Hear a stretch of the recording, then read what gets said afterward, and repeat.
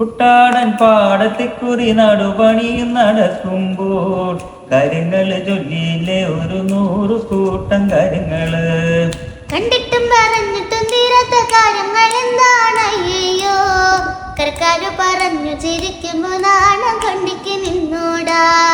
നട്ടുച്ച നേരത്ത് നട്ടം തിരിഞ്ഞ് നടക്കണ കണ്ടപ്പോ പോണോരും വരുന്നോരും നോക്കണ് വരയ്ക്കും പോരിനിതുപോലെ. മണ്ടമാറിയില് നിന്നുള്ള മിണ്ടി പറച്ചില് വേണ്ടാനേ.